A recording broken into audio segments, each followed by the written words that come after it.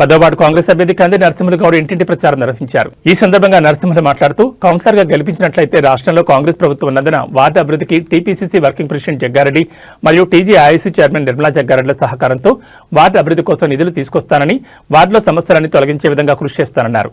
ఒక అవకాశం ఇవ్వాలని ఓటర్లకు విజ్ఞప్తి చేశారు.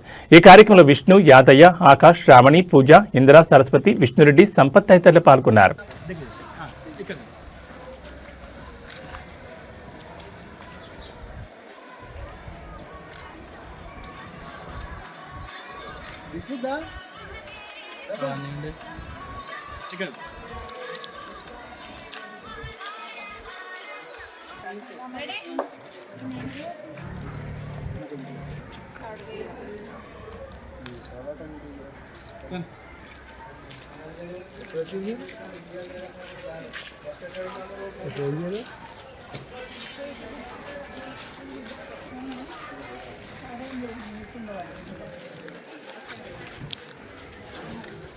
నమస్కారం.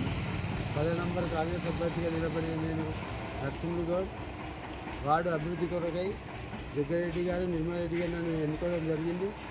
వార్డు అందరు ప్రజలు కూడా నన్ను ఎన్నుకొని మంచిగా రోడ్లు, సీసీ రోడ్లు, అదే లైటింగు, డ్రైనేజీ, ఏ సమస్యలైనా తీర్చాలని, మీకు గెలిపిస్తేనే తీర్చాలని అనుకుంటున్నాను. అదేవిధంగా జగ్గారెడ్డి గారు చెప్పారు, ఏ పనులున్నా కానీ ఏది ఉన్నా కానీ మీరు గెలిచిరండి, నేను చేపిస్తాను అని చెప్పాడు.